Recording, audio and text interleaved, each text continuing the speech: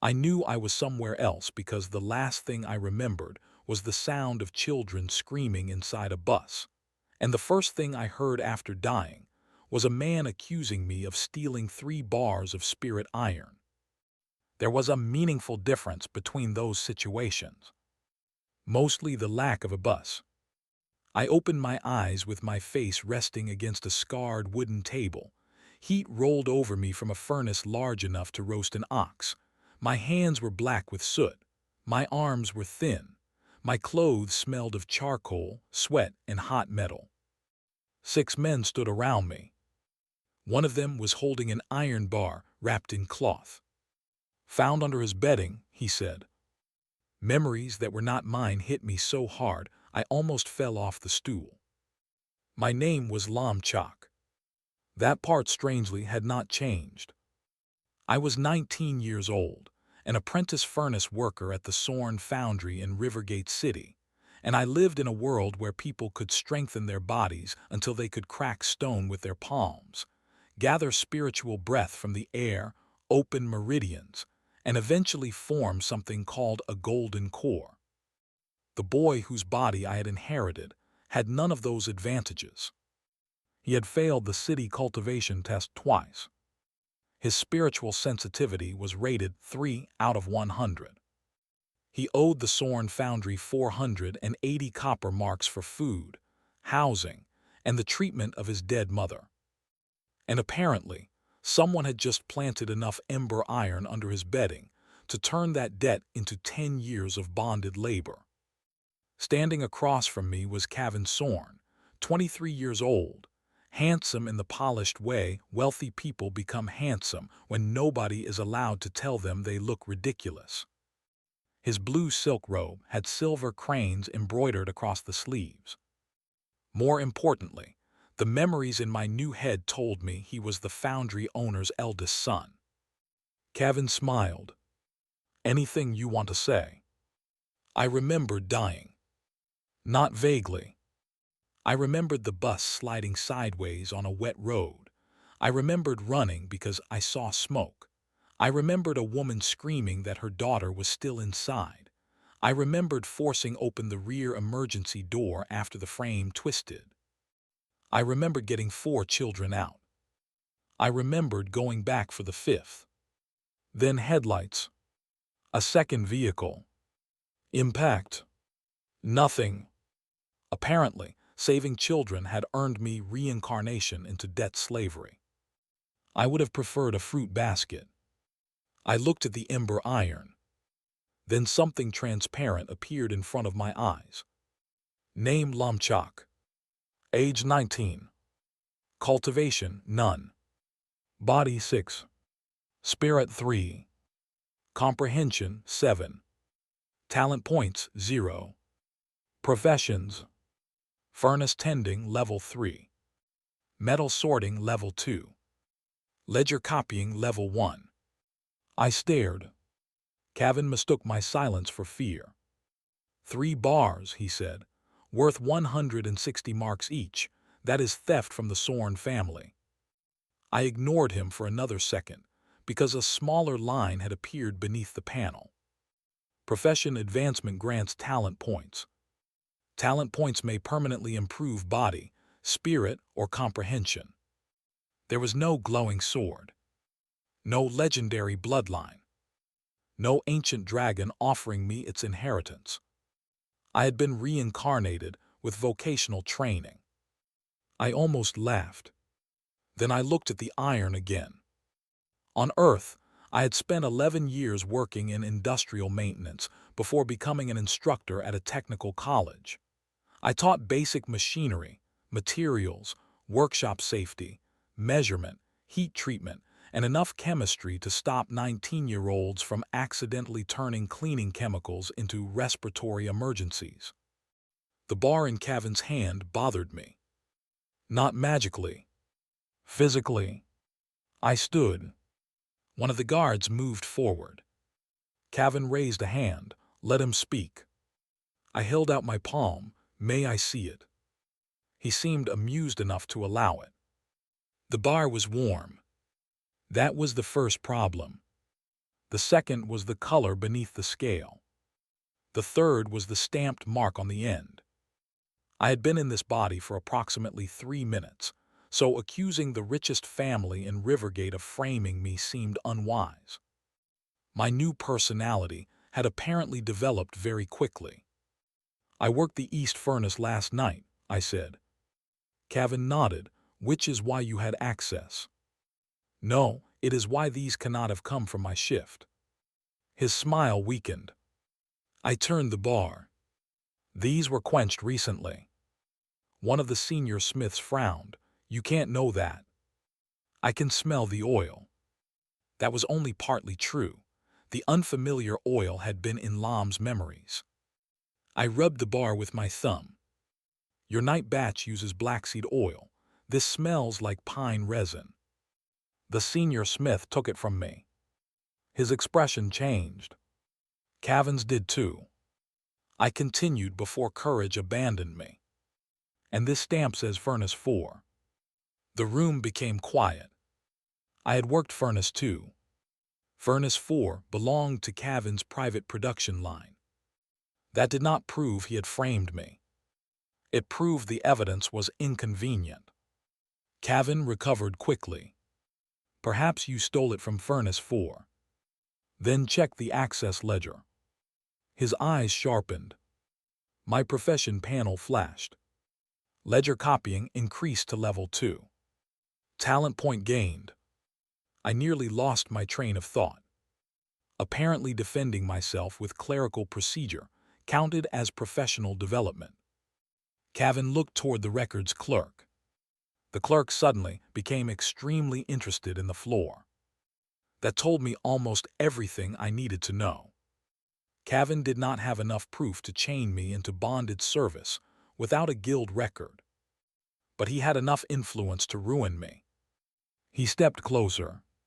"You are still dismissed." There it was. The original Lom's greatest fear. Without the foundry, he had no housing. Without housing, his debt became due. Without payment, the Sorn family could seize whatever he owned, which amounted to 2 shirts, 1 blanket, and a chipped kettle. I bowed. Understood. Cavan clearly expected pleading. The original Lom probably would have begged. Instead, I asked, "May I have my dismissal recorded as voluntary separation for insufficient evidence?" His face tightened. A few smiths looked at me differently. That was when I understood something important about my new world. Strength mattered. Cultivation mattered more. But paperwork still mattered enough to make powerful men angry. Cavan finally said, "Record it." I bowed again. Then I left the Sorn foundry with 27 copper marks, a blanket, 2 shirts, a chipped kettle, and the first talent point of my second life. I waited until I was alone behind a tea warehouse before touching the glowing symbol beside comprehension. Comprehension, 7 right arrow 8. The change was subtle. Then the city changed. Not physically. I simply noticed more of it. The rhythm of wagon wheels. The way a roof sagged where 2 beams joined. The uneven heat coming from a bakery chimney. The limp of a porter carrying too much weight on his right side. It was not knowledge. That distinction mattered. The system had not taught me anything. It had made me slightly better at learning. That made it much more dangerous. And much more useful. I had been given a machine that could turn ordinary work into talent. In a world where everyone worshipped martial genius, I could become stronger by mastering things people considered beneath them. There was just one problem. If anyone important learned what I had, I suspected I would stop being a person and start being a resource. So before I became powerful, I made myself a promise. Nobody would know. Not the Sorn family. Not the cultivation halls. Not the sects. Not even the people I eventually trusted. That last part would turn out to be the promise I regretted most. Rivergate City was built around three things: iron, river trade, and the collective belief that anyone without cultivation should apologize for occupying space. The wealthy districts sat uphill, where smoke from the furnaces drifted away from their courtyards. Everyone else lived below. I rented half of a storage loft above a cooper's shop for 9 copper marks a week. The roof leaked in 2 places. The staircase leaned left. My landlord assured me both were traditional features. The following morning, I started looking for work. That was how I met Suda. She was 20 years old, had black hair she kept tied high with a wooden pin, and was arguing with a goat. The goat was winning. No, she told it. The goat chewed. That is medicine. The goat chewed faster. I stopped beside her stall because I recognized the smell of dried herbs and vinegar. She caught me watching. If you're buying something, help me. With what? She pointed at the goat. Convince Minister that my inventory is not lunch. His name is Minister. He consumes resources while producing nothing useful. I liked her immediately. Between the two of us, we recovered most of a bundle of bitter leaf from Minister. The goat kept 1 mouthful as his consulting fee. Suda ran a tiny medicine stall inherited from her grandmother. She could prepare 12 registered remedies, but had failed the healer examination because she lacked formal sponsorship. In Rivergate, knowledge was technically available to everyone. Practically, the manuals that mattered belonged to families, guilds, and sects. Basic herbal medicine could be bought for 6 silver marks. Advanced meridian medicine cost 200. A proper cultivation manual could cost more than a house. That was when I understood the real currency of this world. It was not gold. It was information. Suda noticed the burn marks on my hands. You worked a furnace. Until yesterday. Sorn. I nodded. She gave me a sympathetic look. What did you steal? Nothing. Oh, then you were definitely fired. I laughed for the first time since dying. She needed a shelf repaired. I needed breakfast. So I repaired the shelf. The panel appeared as I finished. Woodworking acquired level 1. Talent point gained. I froze. Suda waved a hand in front of my face. Did you hit your head? Possibly. I spent the point on comprehension again. 8 became 9. Then I repaired the hinge on her storage chest. No level. I adjusted the stall's uneven frame. Still nothing. By noon, I understood the first important limitation. The system did not reward activity. It rewarded actual improvement. Doing the same simple task repeatedly would not make me infinitely powerful. I had to learn. That changed my strategy. I began taking ugly jobs. Jobs trained craftsmen considered too small. Broken hinges. Warped cart rims. Cracked cooking pots. Bent nails. Loose stove plates. Blunt farm tools. I charged almost nothing at first because I wanted variety more than money. 3 days later. Woodworking level 3. Tool repair level 2. Basic smithing level 1. Sharpening level 2. Talent points earned 7. I spent 4 on comprehension, 2 on body, and 1 on spirit. Then I made a mistake. I assumed improving body would simply make me stronger. It did. Immediately.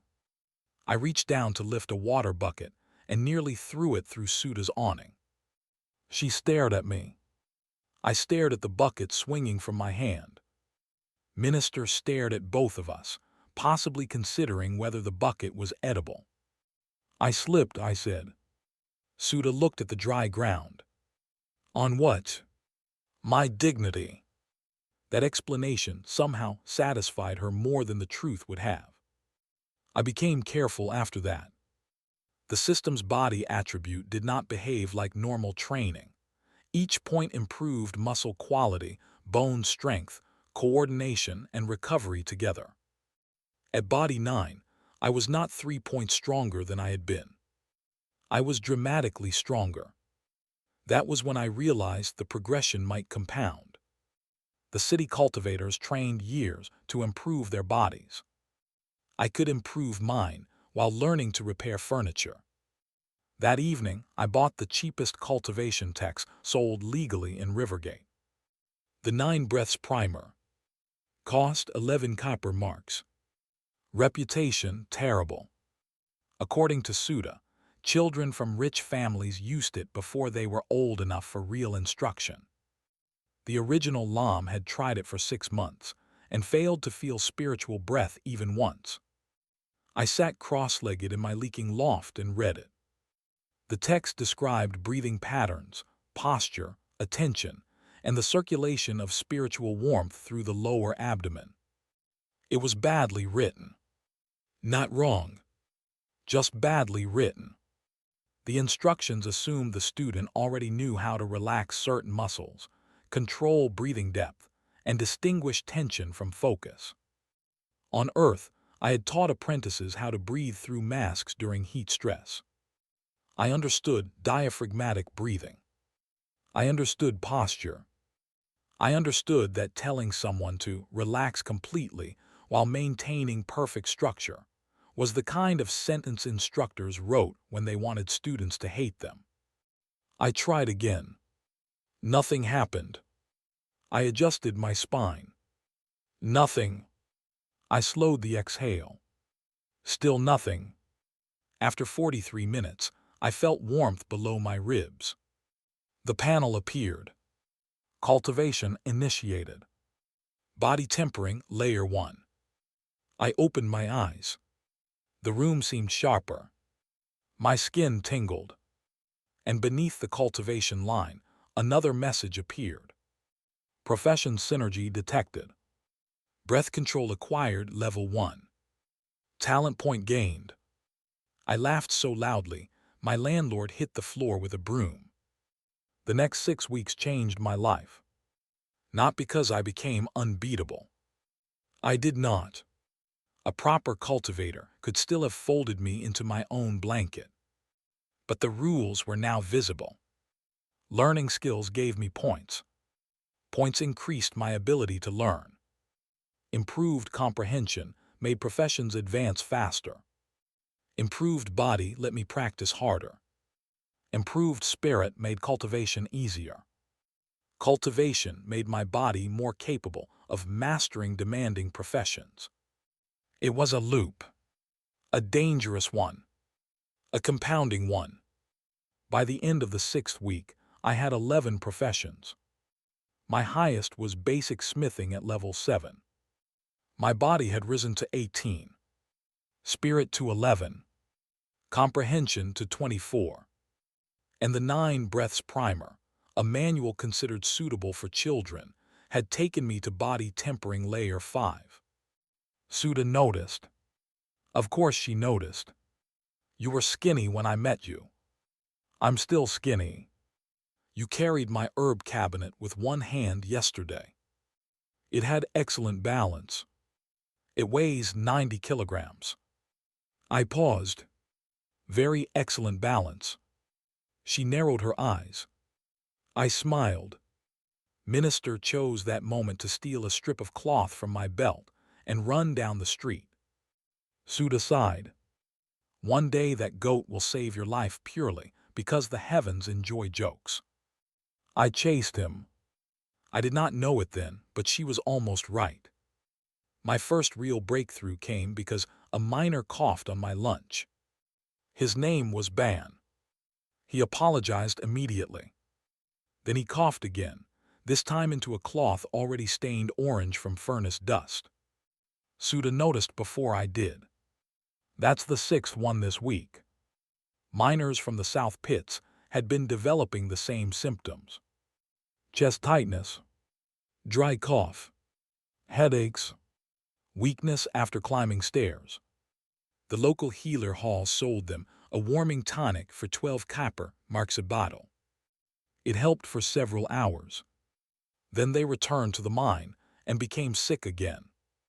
I asked Ben where he worked. Red clay shaft. How deep? 200 paces. Ventilation. He stared. I rephrased. How does fresh air get in? He pointed upward. There's an entrance. That answer worried me. Suda came with me the next morning because, in her words, if you crawl underground alone after asking strange questions, I will eventually have to explain your death to somebody. Red clay shaft used spirit lamps, hand drills, and cart rails. It also used 3 charcoal braziers in a poorly ventilated lower chamber. I could not identify every mineral in the dust. I did not need to. The basic problem was obvious. The miners were breathing things lungs were not designed to negotiate with. I showed the foreman how to create a simple rising air vent using 2 shafts at different heights. I modified cloth masks with layered fiber and damp charcoal. Suda changed the miner's tonic from warming herbs to a mixture that reduced irritation and loosened the chest. We were not curing magic. We were reducing exposure. 3 days later, the worst coughing eased. My panel became extremely enthusiastic. Ventilation planning acquired Level 2. Protective equipment crafting Level 2. Medicine assistance acquired Level 1. Herbal preparation acquired Level 2. Talent points gained 7. I spent 3 on spirit, 2 on body, and 2 on comprehension.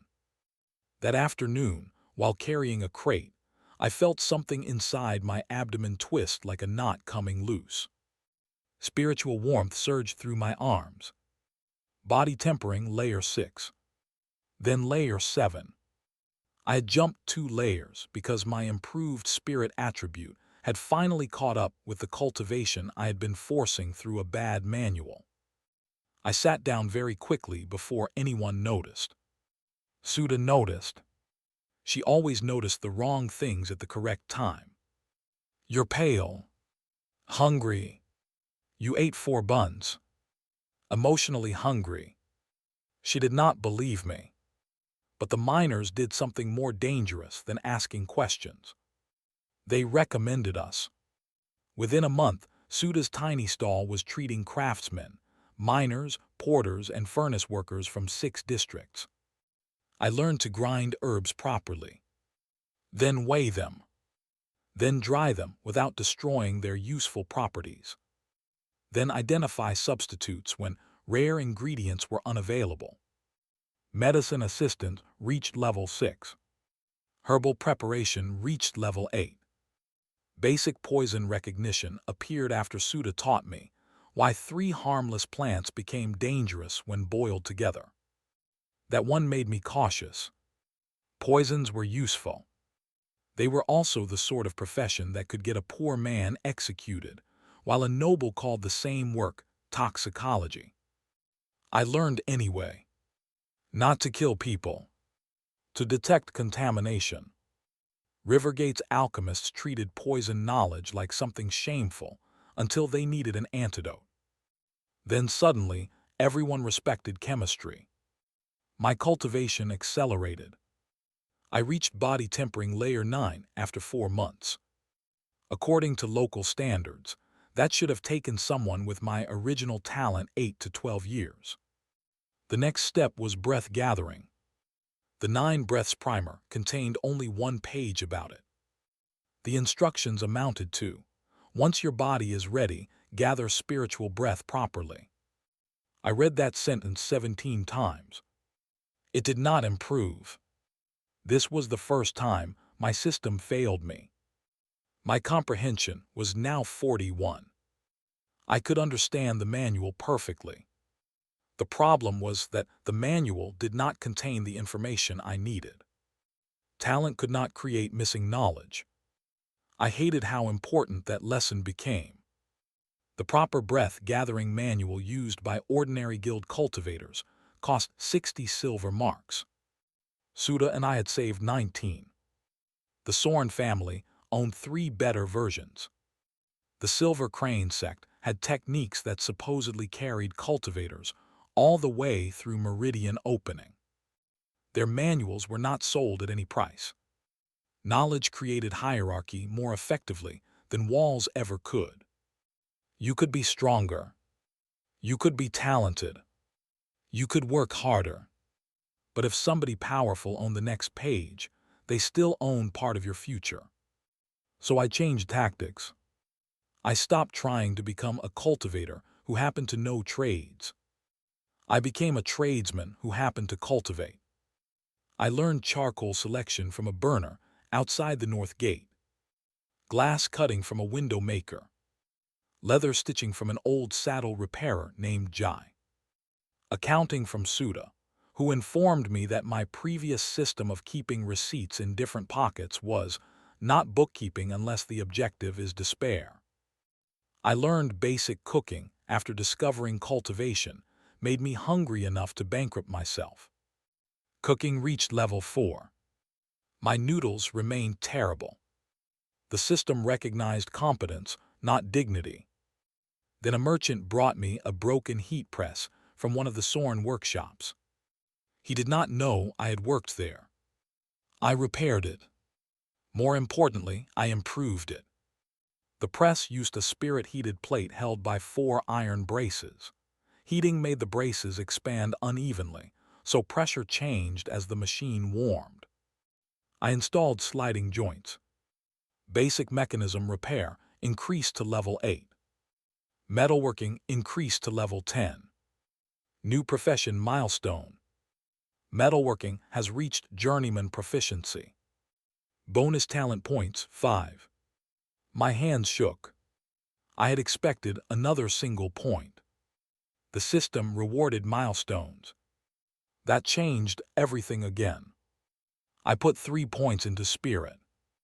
The moment I did, I felt the world inhale. There is no better way to explain it. All around me, something I had been barely sensing became obvious.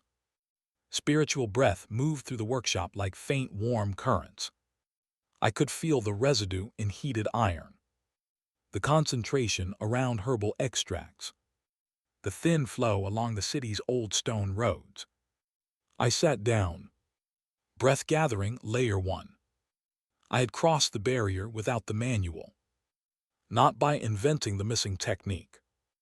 By increasing my spirit until the crude instructions became enough. That should have been the happiest moment of my new life. Instead, I looked at the panel and felt afraid. Because if 12 professions could do this, what would 50 do? And if Rivergate's great families learned the answer, how long would I remain free? 3 days later, Kavin Sorn walked into Suda's stall. Minister took one look at his blue silk sash and began chewing it. I should have taken that as an omen. Kavin did not recognize me immediately. That might have been insulting if it had not been so useful. Then his eyes moved from my face to my hands. Lom. I bowed slightly. Kavin. Suda stopped grinding herbs. Minister continued trying to consume aristocracy, one mouthful at a time. Kavin pulled his sash away. I hear you repaired a heat press for Jarrow Trading. I repair many things. You changed the design. It was breaking. I know. His answer surprised me. Kavin was arrogant. He was not stupid. That made him more dangerous. He placed a small metal component on the table. It was one of the sliding joints I had built. My engineers inspected this. It reduces brace fatigue by almost 40%. Suda looked at me. I wished he had said 3%. Kavin continued. My family operates 22 presses. I remember. I am prepared to settle your debt. That got my attention. And you returned to the Sorn foundry, private workshop, 12 silver marks monthly, housing included. The original Lom would have considered that an impossible dream. A private workshop assistant earned status, a cultivation stipend, access to manuals, maybe even a future. I asked, what happens to designs I create? Kevin smiled. They belong to the foundry, naturally. There it was. And if I leave, anything learned through Sorn resources remains Sorn property. Suda's grinder stopped. Even she knew what that meant. If I developed a medicine, technique, tool, or production method while employed by them, Kevin could claim it. More importantly, the contract would allow him to decide what counted as learned through Sorn resources. I shook my head. No. He seemed genuinely surprised. Your debt is 480 marks. 413. His eyes narrowed. I had been paying it every week. You think repairing kettles makes you independent? No, repaying what I owe makes me independent. His expression cooled. I can make business difficult for you. I believed him. So I answered carefully. You are free to choose who the Sorn family trades with. He studied me for several seconds. Then he looked at Suda. You should reconsider your associates. She leaned over and took the remains of his sash from Minister's mouth. I reconsider him daily. Kevin left. Suda waited until he was gone. That was either brave or stupid. Those qualities overlap more than people admit. He made good on the threat within 11 days. 3 metal suppliers stopped selling to me. Then 4. The guild rejected my application for an independent smithing seal because I lacked 5 years of registered apprenticeship. The healer hall inspected Suda's stall twice in 1 week. One landlord suddenly remembered that our storage room violated an ancient fire rule. Kevin never threatened us. He did not need to. That was another lesson. Power rarely announces itself when it can simply close doors. So I looked for doors he did not control. Rivergate's poor districts repaired almost everything because replacement was expensive. I began buying broken tools as scrap. I learned to reclaim usable metal. Then make charcoal hot enough to weld small pieces. Then cast simple bronze fittings. Scavenging became level 5. Material recovery level 6. Bronze casting level 4. Charcoal making level 7. 7 more points. Then another 5-point milestone when repair reached journeyman. Body climbed past 40.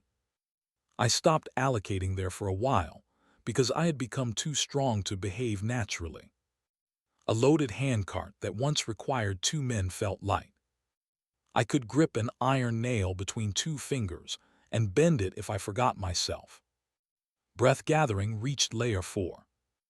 I still publicly pretended to be a weak body tempering cultivator. That required surprisingly more concentration than becoming stronger. Then Kevin made his second mistake. He tried to compete with Suda. A fever spread through the eastern workshops during the hottest month of the year. Workers developed dizziness, nausea, cramping, and strange weakness. The healer hall declared it low-grade fire poisoning. Kevin's family distributed an expensive cooling pill. It helped some people. Others got worse. Suda treated 3 patients in 1 afternoon. I listened to their symptoms, then asked what they had been drinking. Water. From where? The workshop cistern. All 3 worked in Sorn facilities. We inspected one at night with permission from a maintenance worker. The cistern was clean. The delivery barrels were not. They had switched suppliers after a river toll increased. The new barrels were lined with a blue mineral paste that prevented algae. It also reacted with certain cleansing salts the workshops added to water. I did not know the exact chemistry. Suda knew the herbs. I knew enough to suspect the pattern. We tested water from 9 sites. 6 Sorn workshops had the contamination. I told Suda, we need to warn them. She looked at me like I had suggested feeding minister legal documents. After what Cavan did, workers drink that water. That ended the argument. We sent Cavan a sealed notice explaining the contamination and recommending immediate replacement of the barrel lining. His answer arrived the next morning. The Sorn family thanked us for our concern, but advised unlicensed practitioners to avoid spreading panic. Suda read the letter twice. He called us idiots politely. Professionals use better stationery. We did not make the accusation public. That would have looked like revenge. Instead, we treated patients. We taught workers how to boil and filter the water. Suda formulated a cheap supportive remedy. I built simple charcoal filtration boxes. Within 5 days, 43 workers improved. Word spread without our help. Then somebody inside the Sorn workshops showed our original warning to the craftsmen. That somebody was not me. Cavan responded by releasing a new pill and claiming his family had independently identified the problem. Normally, he would have gotten away with it. Unfortunately for him, he had copied Suda's preparation too closely. Including one harmless ingredient, she had added only because Minister had eaten half her dried moonleaf, and she needed a substitute. The ingredient was roasted starot. No major healer used roasted starot for fire poisoning. But Suda did. Her customers knew it. So did the examiner from the city healer hall. Suda received a healer license 3 weeks later. The Sorn family received an uncomfortable number of questions. And my panel gave me water treatment level 6, filter construction level 5, medicine assistance level 9, poison recognition level 7. I spent 13 talent points. Spirit rose to 38. Comprehension to 63. That night breath gathering went from layer 4 to layer 7 in one sitting. I had to bite my sleeve to stop myself from making noise. I was becoming powerful. Not famous. Not yet. But the distance between those two things was shrinking. And Cavan had finally realized the man he fired was no longer dependent on him. What he did not realize was how badly I wanted to keep it that way. The problem with becoming useful is that people eventually notice. 6 months after my reincarnation, I had 28 professions. I had mastered none completely, but 4 had reached journeyman level. Metalworking, repair, herbal preparation, toolmaking. Each milestone gave bonus points. My body reached 58. Spirit reached 54. Comprehension reached 79. Breath gathering reached layer 9. And then I stopped. Not slowed. Stopped. The next cultivation realm was meridian opening. Every legitimate meridian manual in Rivergate was controlled by one of 4 groups. The Sorn family, the Tor merchant clan, the city guard, and the Silver Crane sect. The cheapest required either marriage, military service, 12 years of guild employment, or enough silver to purchase a street. I had finally hit a wall talent could not solve. I could feel spiritual breath. I could compress it. I could circulate it through the crude channels described in the 9 breaths primer. But I did not know how to safely open a meridian. Guessing seemed unwise. On Earth, ignorance around machinery might cost a finger. Here, ignorance around cultivation could turn someone's internal organs into a cautionary diagram. So I waited. Waiting is difficult when you know you could progress, if somebody would simply let you read the correct book. I became obsessed with manuals, not just cultivation texts. Anything old, anything incomplete, anything cheap because the seller thought it useless. Suda said I had developed scholarly scavenger behavior. She was not wrong. I bought damaged pages by weight, old workshop notes, failed alchemy recipes, construction records, temple breathing exercises, mining diagrams, 3 separate manuals explaining how to raise fighting beetles. I did not own a fighting beetle. I still read all 3. That was when I found the first clue that Rivergate's understanding of cultivation was incomplete. It was hidden in a masonry guide. The book described load-bearing stone arches used beneath the city's oldest districts. The measurements made no sense. The tunnels were built to support pressures vastly greater than the structures above them. I checked another record, then an old drainage map, then a faded blacksmith's journal.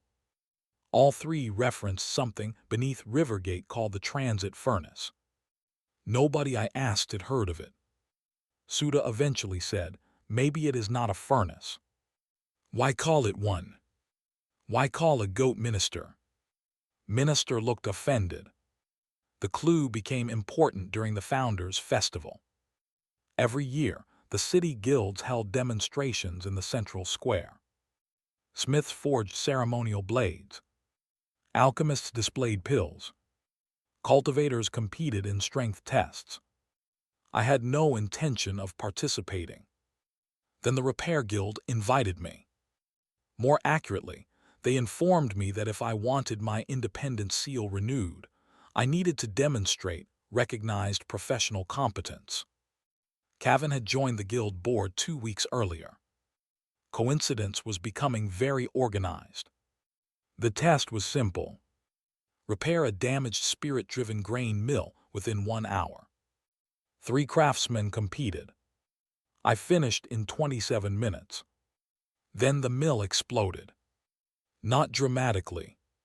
A pressure seal cracked and threw a metal cover 6 feet into the air. Nobody was hurt, but it made me look incompetent. I inspected the broken seal. It had been filed almost through before the test. I looked toward Cavan. He did not smile. That was smarter than smiling. The guild examiner said, failure. I could have accused him. Instead I asked, may I continue? You have 32 minutes.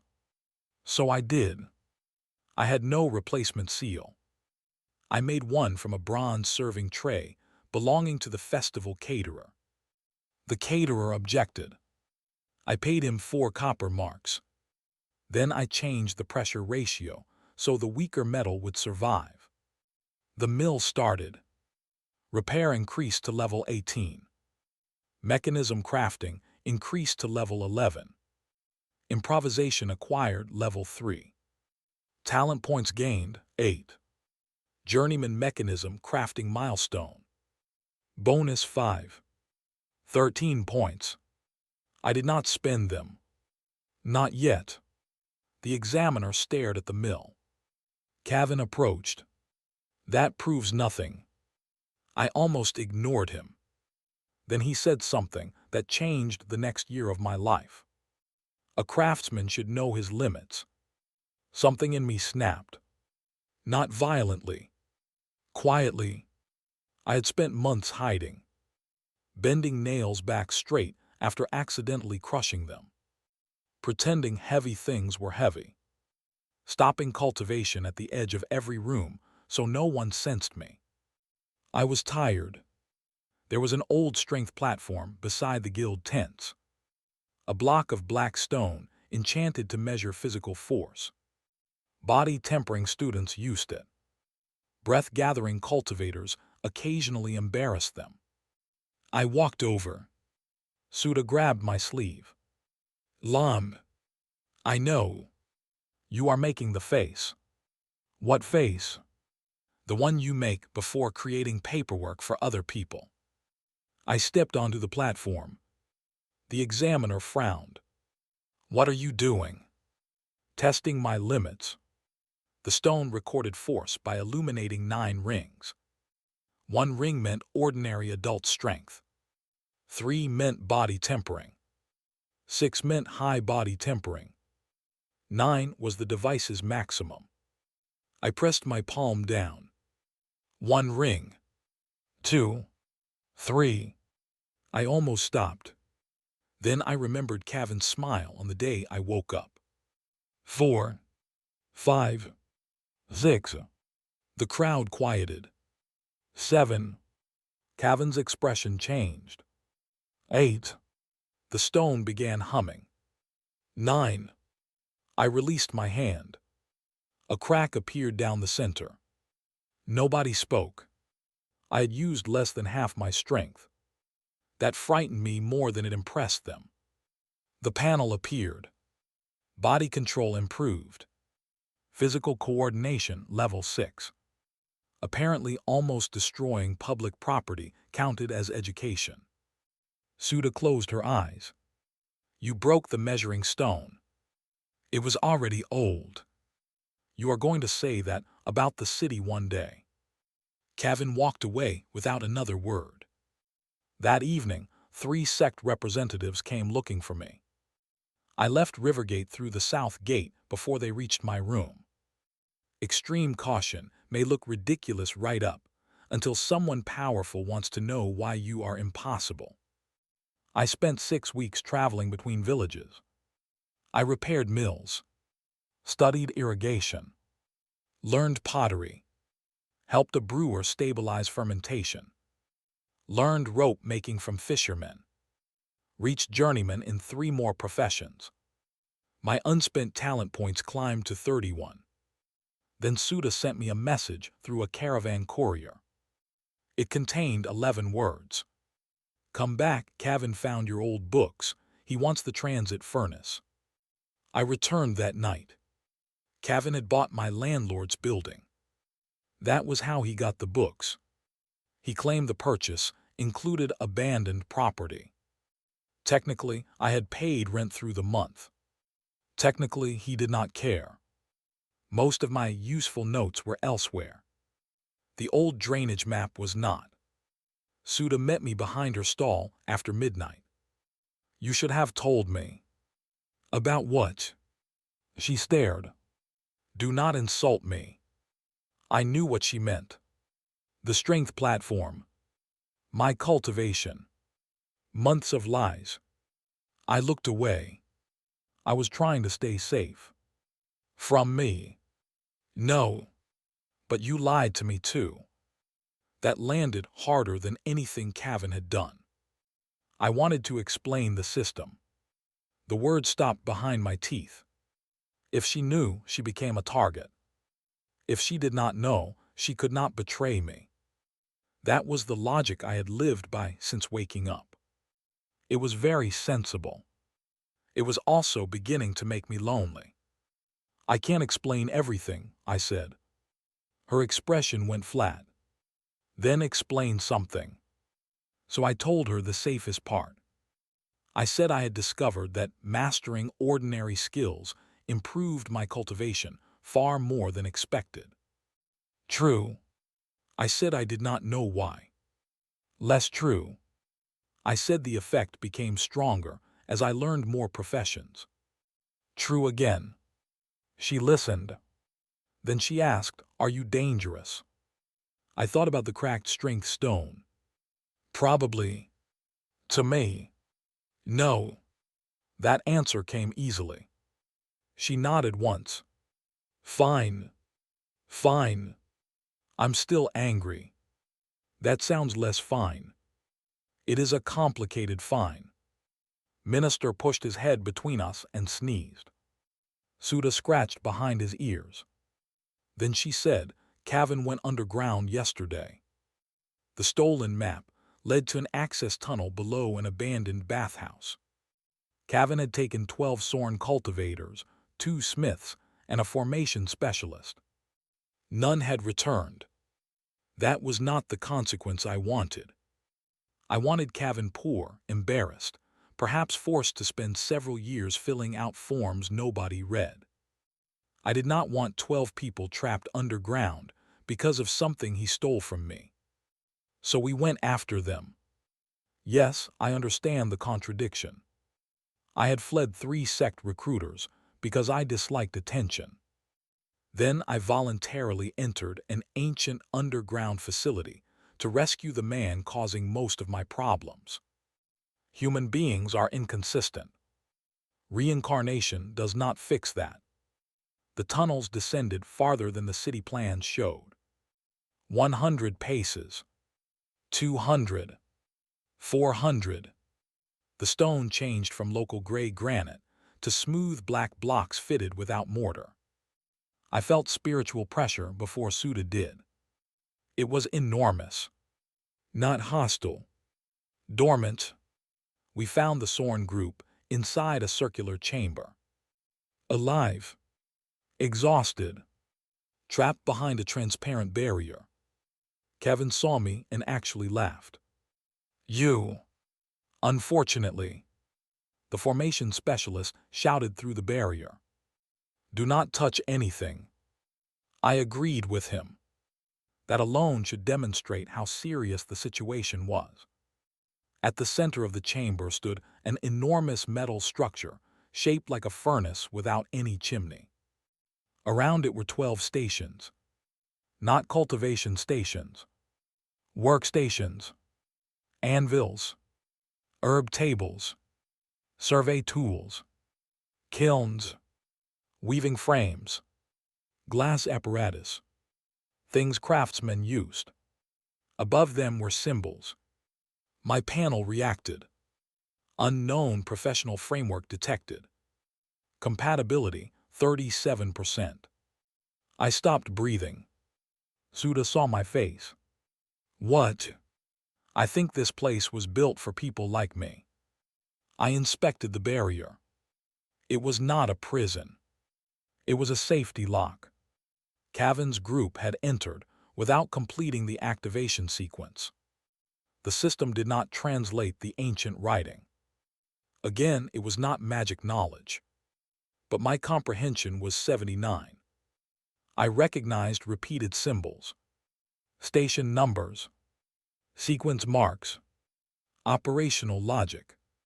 It took 4 hours. At each workstation, I had to perform a basic task. Forge a square iron key. Prepare a neutralizing herb wash. Measure a stone angle.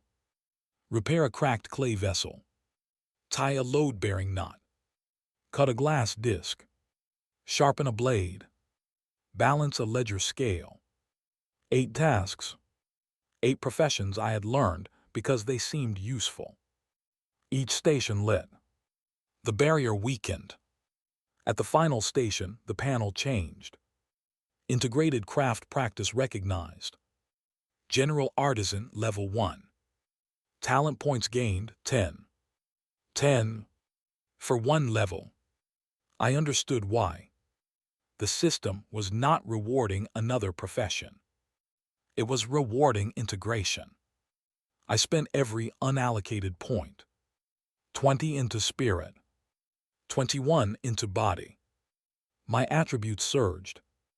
Body 79. Spirit 74. Comprehension 79. Something inside me broke open. Not painfully.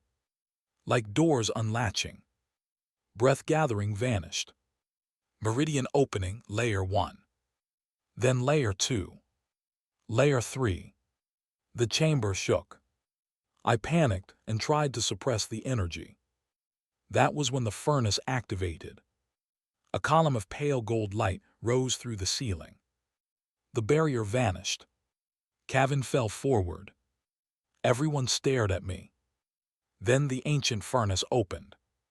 Inside was a single metal tablet. I touched it. Knowledge entered my mind. Not infinite knowledge. Not a divine inheritance. A cultivation manual. The complete foundation cycle. It contained body tempering, breath gathering, meridian opening, golden core, and 6 stages beyond golden core. I stood there unable to speak. Suda read my expression.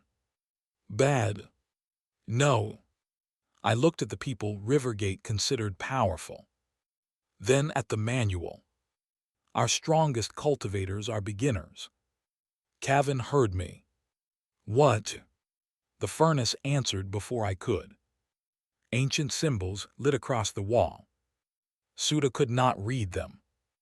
Neither could Cavan. But the tablet translated them for whoever held it.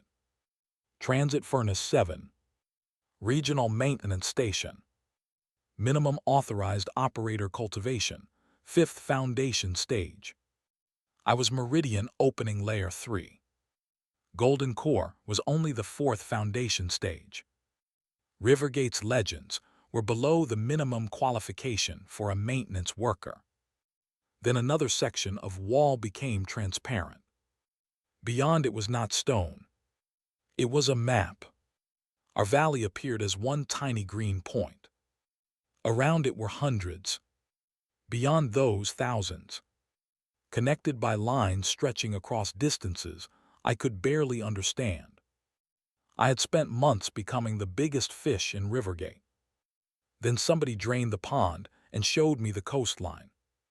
Cavan's downfall began before we returned to the surface. Not because I attacked him. I never did. The transit furnace had recorded every person who entered, what they touched, and which safety instructions they ignored. Cavan had broken 3 seals. He had removed 2 control rods.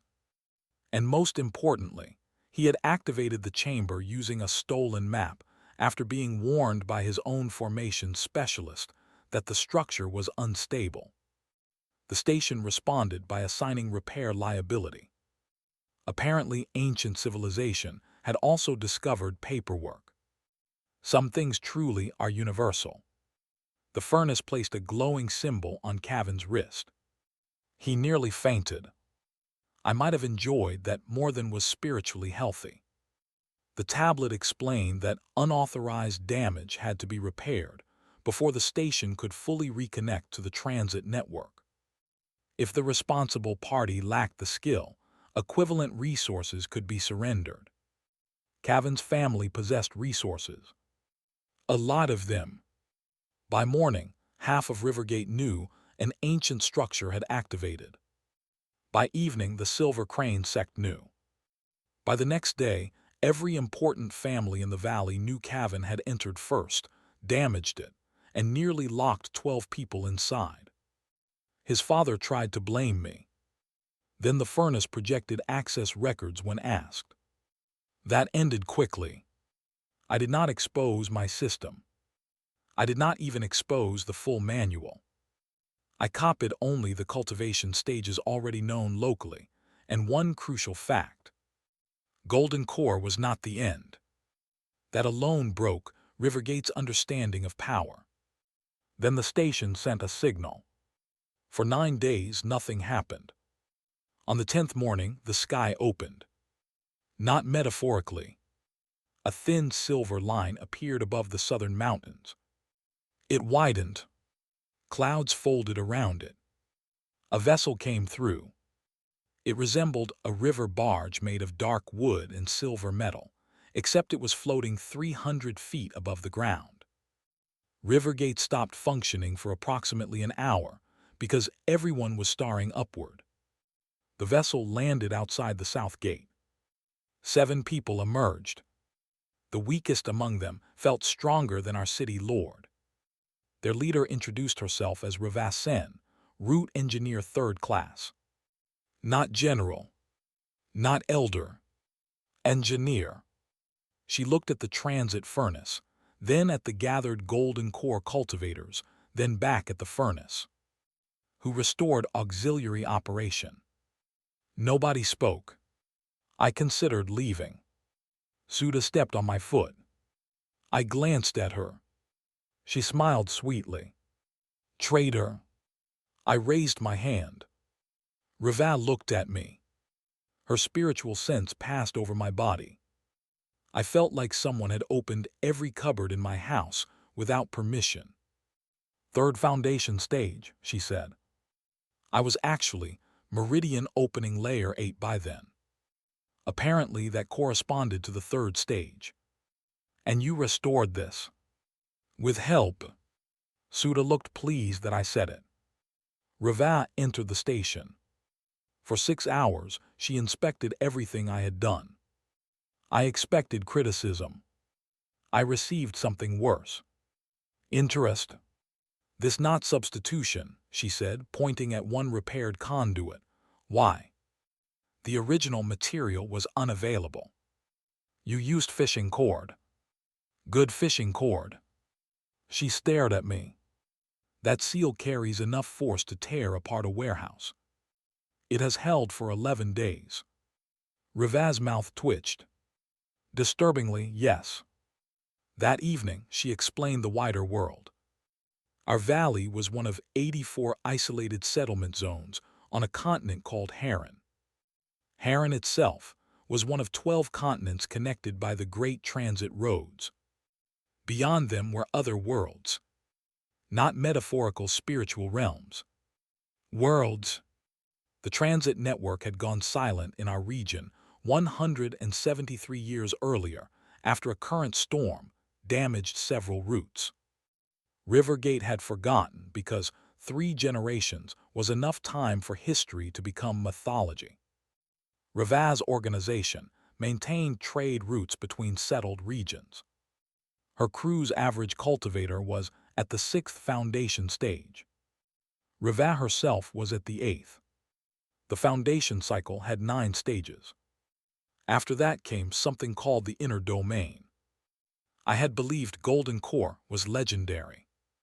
Outside our valley, it qualified someone for advanced technical training.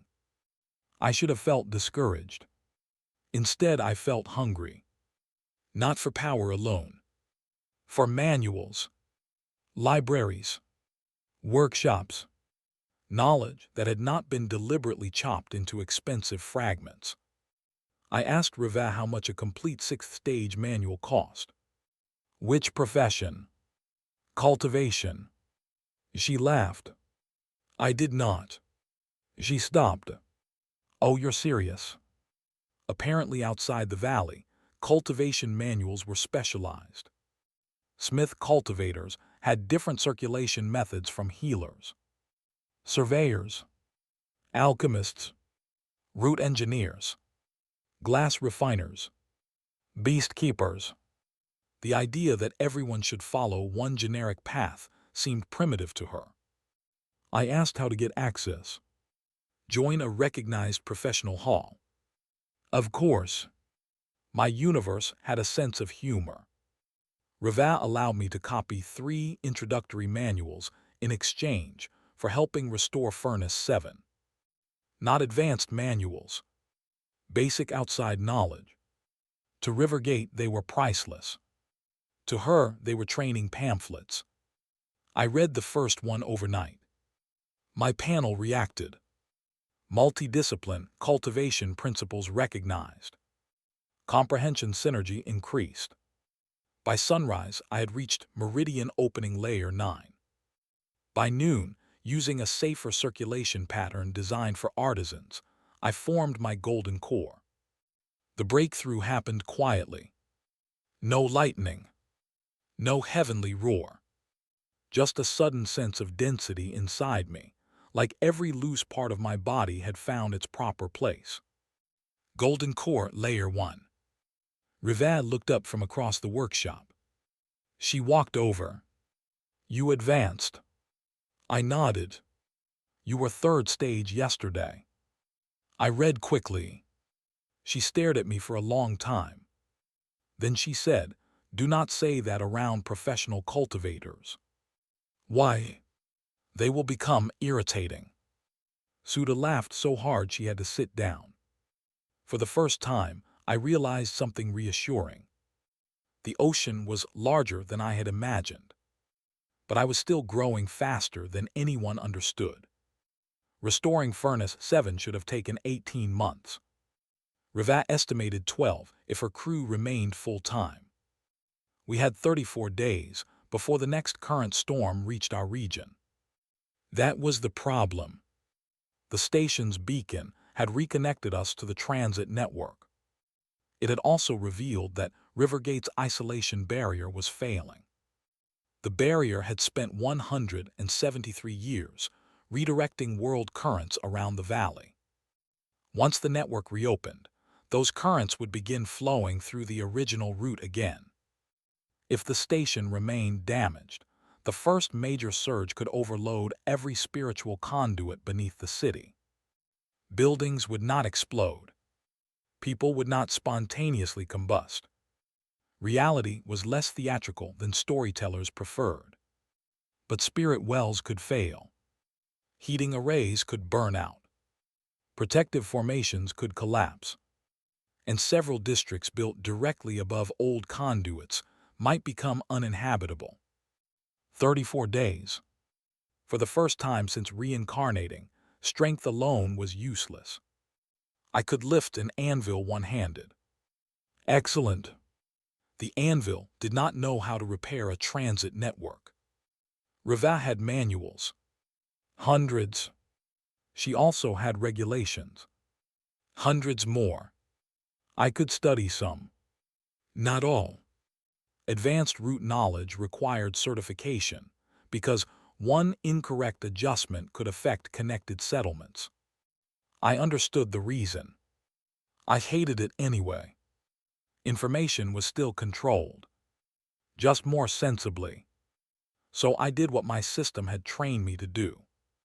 I became useful. Rivat needed ceramic insulators. I learned advanced kiln control. She needed precise glass seals. I studied glassmaking. Her surveyor lacked assistance. I learned spatial measurement. The station used woven spirit fiber. I learned basic loom work from 3 elderly women who found my inability to thread a shuttle deeply entertaining. I could cultivate faster than Rivergate's greatest genius. A 68-year-old grandmother named my still slapped my hand because I kept ruining edge tension. The panel did not care about pride. Weaving level 1. Then 2. Then 4. Ceramics reached journeyman. Glassworking reached level 9. Surveying level 8. Formation maintenance appeared at level 3. Every point compounded. Golden core layer 1 became layer 3. Then 5. Rivat stopped commenting. Suda did not. You know this is abnormal. So I'm told. You gained 4 cultivation layers in 12 days. I have been busy.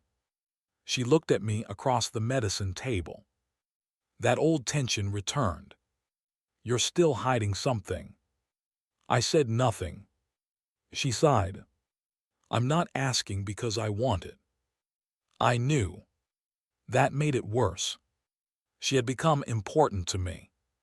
Not because she admired my strength. She did not. Suda treated power the way she treated expensive medicine.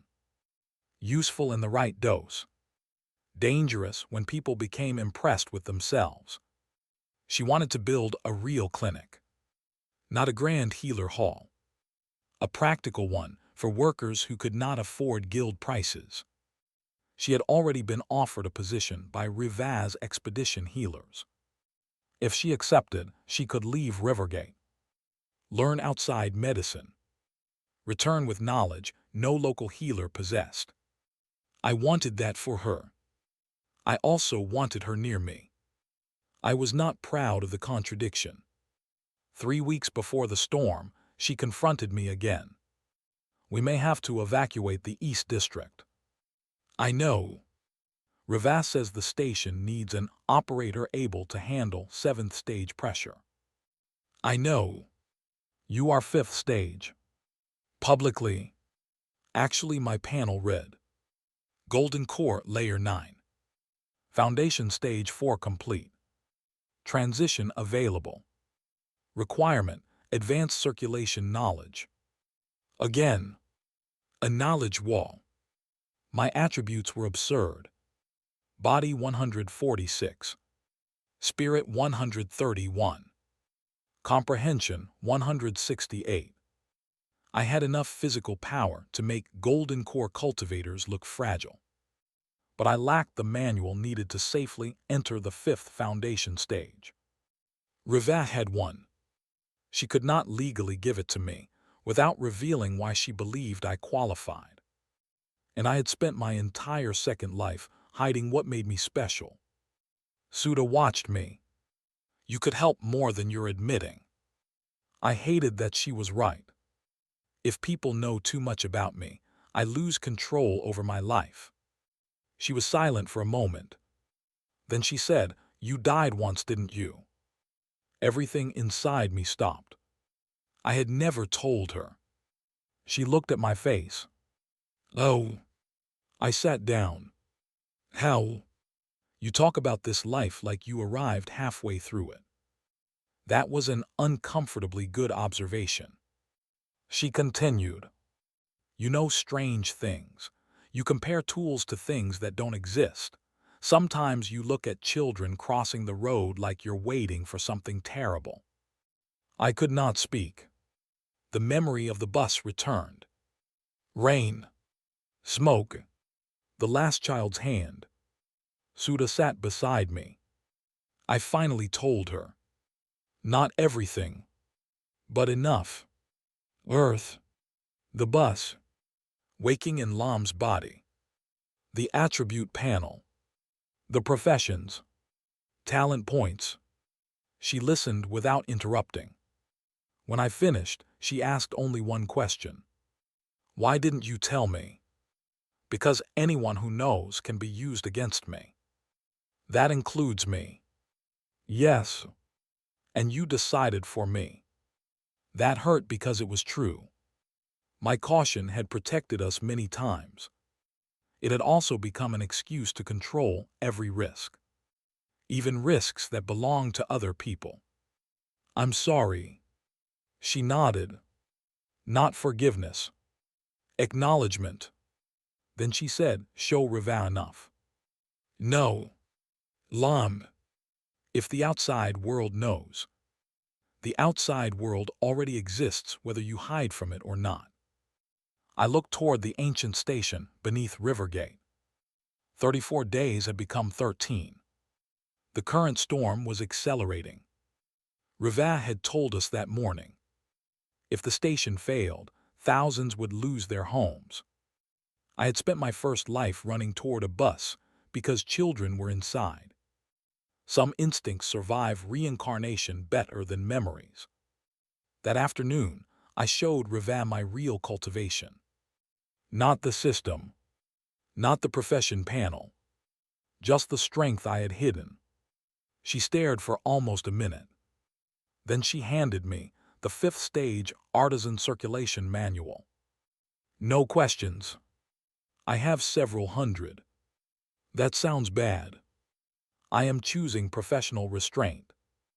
I read the manual in 6 hours. At sunset, I entered Foundation Stage 5. The station recognized me as an authorized operator. And deep beneath Rivergate, machinery silent for nearly 2 centuries began waking up. The storm arrived 8 days early. Of course it did. Disasters rarely respect schedules. The sky turned green-gray before dawn. Spiritual pressure rolled across the valley in visible waves. Every formation lamp in Rivergate flickered. Furnaces went cold, then too hot. The river rose 6 inches without rain. Furnace 7 activated emergency mode. Riva's crew took positions at the main conduits. Suda organized healers in the East District. The city guard moved residents away from old underground lines. Even the Sorn family helped. Cavan was there too. He had changed. Not completely. People rarely become better because consequences inconvenience them. But losing his guild authority, paying restitution for the damaged station, and watching outsiders treat his family's treasured cultivation as elementary training had removed some polish from his arrogance. His father had been forced to surrender 3 storehouses of spirit metal to the restoration effort. Their monopoly was effectively finished. Cavan approached me near the central furnace. "I was wrong about you." It was not an apology, but it was closer than I expected. "Yes." He almost smiled. "You could pretend to be gracious. I have 30 minutes before the city breaks." "Fair." He left to supervise material transport. That was enough. I did not need him kneeling. I did not need him ruined forever. I needed him unable to own my future. He no longer could. The first current surge struck at 7:18 in the morning. Furnace 7 screamed. Not figuratively. Ancient warning horns sounded through the underground chamber. Pressure gauges jumped. Rivas shouted numbers. I understood maybe 60%. Fortunately, my professions understood the rest. Not magically. Practically. Glass seals cracked. I replaced them. A ceramic insulator overheated. I knew the kiln composition. Spirit fiber loosened. Mai's lessons told me how to retension it. A metal regulator warped. I understood thermal expansion.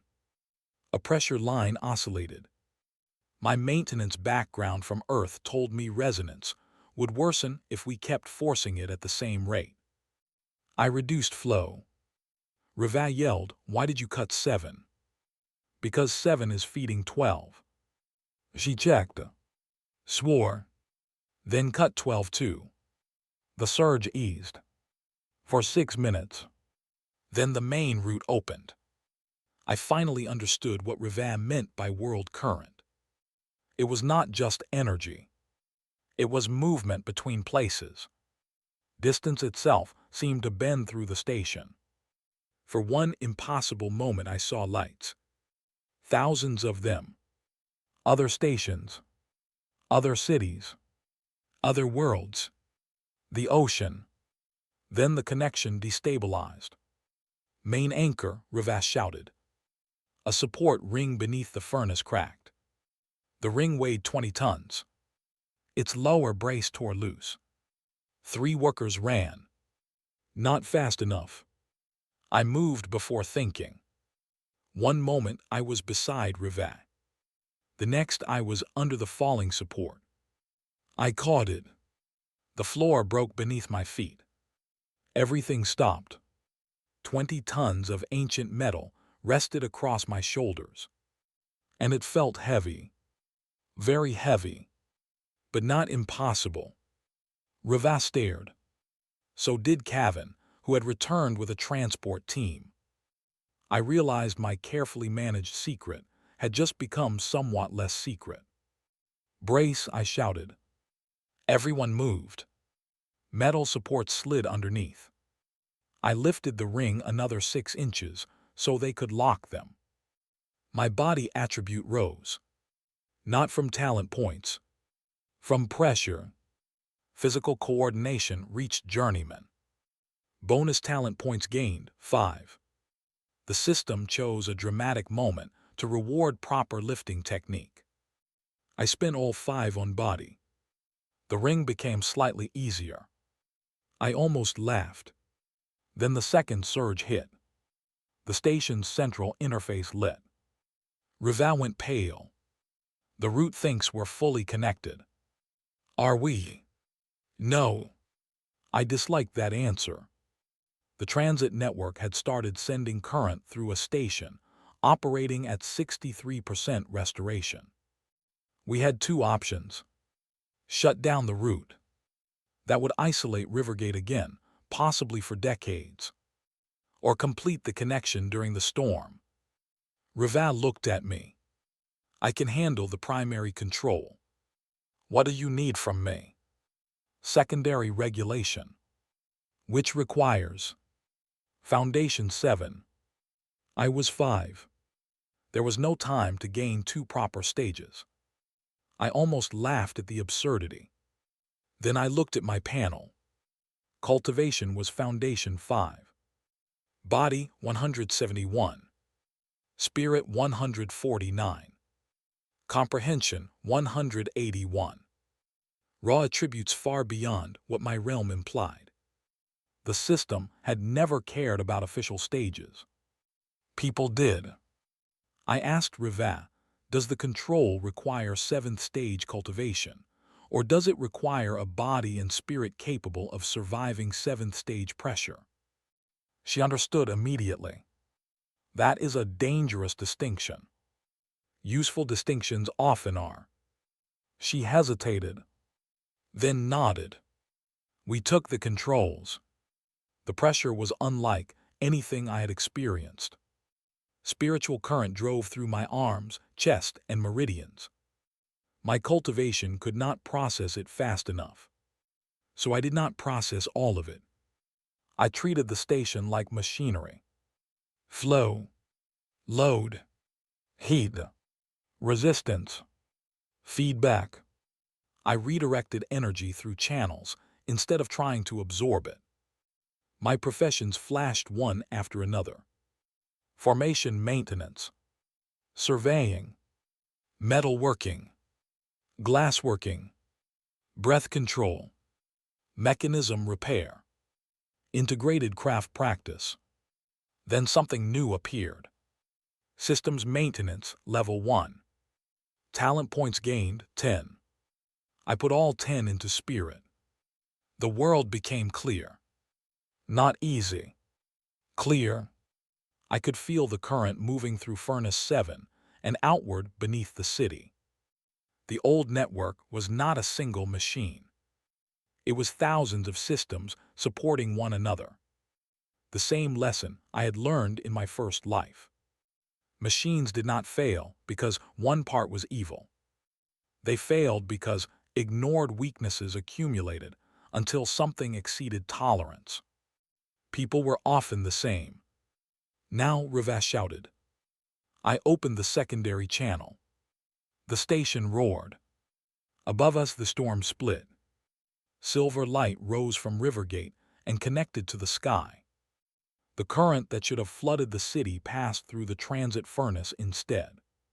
Street lamps reignited. Heating arrays stabilized. The river fell. The pressure eased. Then the furnace displayed a message. Transit Furnace 7. Connection restored. Regional route operational. Authorized operators. Rivasen. Lom Chok. I sat down on the floor. Suda arrived 17 minutes later. She crossed the chamber, ignored Riva, ignored Cavan, ignored the ancient machinery and hit me on the shoulder.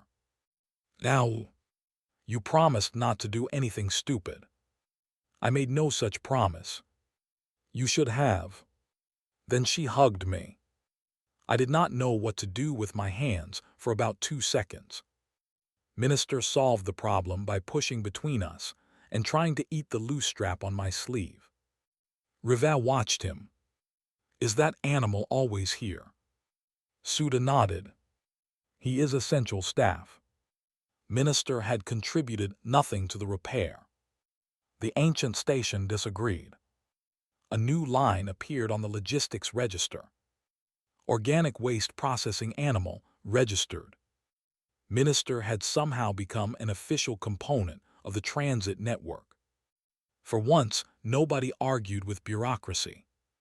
Rivergate changed faster in the next 6 months than it had in the previous 60 years. Once Furnace 7 reconnected, caravans began arriving. Not hundreds. The route was still remote. But enough. Smiths from outside brought alloys our foundries had never seen. Healers brought sterilization arrays, diagnostic lenses, and medicine Suda spent entire nights studying. Surveyors mapped forgotten tunnels. Cultivators arrived whose casual presence would once have terrified the city. That effect lasted about 2 weeks. Then people discovered powerful outsiders also complained about food prices, lost luggage, and goats eating important documents. Minister became internationally consistent. The Sorn family survived. I was glad. I had never wanted to destroy hundreds of workers, because one family heir abused his authority. But the family changed. The compensation imposed by Furnace 7 cost them 31% of their stored spirit metal. The City Guild revoked Cavan's executive seat for 2 years. The Healer Hall fined the Sorn workshops for concealing the water contamination report. More importantly, outside trade broke their monopoly. When knowledge became less scarce, influence became harder to hoard. Cavan eventually visited Suda's clinic. Yes, clinic. She had earned a training placement with Rivaz Root Healers and returned with enough certification to convert 3 rooms above an old bathhouse into a licensed practice. She treated workers, charged wealthy merchants more. I approved of her pricing philosophy. Cavan came because one of his furnace supervisors had lung damage from years of dust exposure. Suda treated the man. Cavan paid. No argument. Before leaving, he found me repairing a sterilization valve. You won. I shook my head. This was never a contest. It felt like one. That may have been the problem. He looked around the clinic. What are you now? That was a better question than he realized. I had 47 recognized professions. 9 journeymen. 2 had reached master. Repair. Integrated craft practice. The first master milestone had given me 20 talent points. The second gave 30. My attributes had become numbers that would have sounded absurd to the boy whose body I inherited. Body 238. Spirit 221. Comprehension 247. My cultivation had reached foundation stage 8. Rava was still stage 8 too. Officially.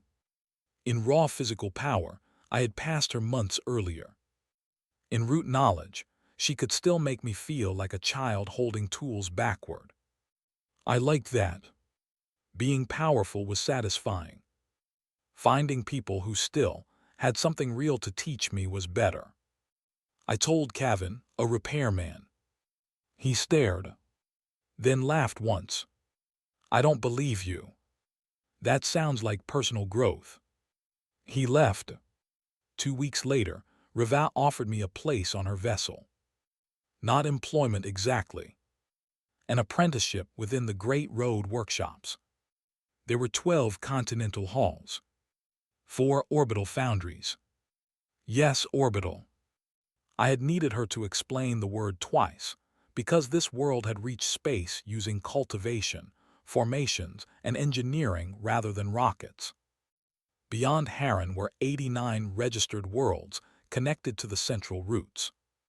Beyond those were frontier regions nobody had fully mapped. And the Great Road workshops maintained all of it. Their lowest professional certification required Foundation Stage 6. Their senior root engineers often exceeded the inner domain. Rivat told me something else. My system was not in any archive she could access. I had never shown her the panel. But by then she knew my advancement involved profession somehow. She thought I possessed either a rare soul trait or an unknown inheritance. She advised me not to explain further. That was the moment I finally trusted her. Powerful people who tell you to keep your secrets are rare. I accepted the apprenticeship. Suda accepted an external healer fellowship on the same root vessel. She claimed this was coincidence. Minister was also coming because his transit network registration classified him as essential organic processing equipment. I am convinced the goat achieved higher bureaucratic rank than I did. Before leaving, I visited the old Sorn foundry. The east furnace still smelled the same. Hot iron, charcoal, oil. The place where I had opened my eyes after dying. A new apprentice was working the bellows. He looked 14. Too thin. Terrified of making mistakes. I asked what cultivation he practiced. 9 breaths primer. I smiled. Good manual. He looked confused. Everyone considered it trash. I knew better. A poor manual was still knowledge. And knowledge became powerful when somebody understood what to do with it. I gave him 3 pieces of advice about posture and breathing. Nothing secret. Nothing dangerous. His eyes widened when he felt spiritual breath for the first time. I left before he could ask who I was. That evening, I climbed the hill above Rivergate. From there, I could see Furnace 7's silver root light rising into the sky. 6 months earlier, I had believed Rivergate was the world. Then I believed Heron was the world. Now I knew Heron was one continent among 12, on one world among many. My panel opened. Name Lom Chok. Age 20. Cultivation, Foundation Stage 8. Body 238. Spirit 221. Comprehension 247. Recognized professions 47. Master professions 2. Talent points 0. One line weighted beneath everything else. New profession environments detected beyond local region. Potential advancement unknown. I laughed. Of course. I had spent my entire second life afraid someone would discover what I could become. Now I finally understood the larger danger. I did not know what I could become either. Suda walked up beside me carrying 2 travel bags. Minister followed with a piece of expensive route map paper hanging from his mouth. I pointed. He's eating our destination. He prefers mystery. Below us, Rivergate glowed. The foundries. The clinic. The crowded markets. The little storage loft where I had once counted copper marks and wondered whether I could afford dinner. The city no longer felt like a prison. That mattered. I was not leaving because I had to escape. I was leaving because I had somewhere greater to go. I thought about my first death. For a long time, I had treated survival as the greatest reward of reincarnation. Then strength. Then independence. I had been wrong each time. The real gift was possibility. In my first life, I died running toward 5 children because I thought a useful pair of hands could still make a difference. In my second, I discovered an entire universe where useful hands could become stronger than kings. And the funny part was, I still had 47 professions left to master before I even started looking for new ones.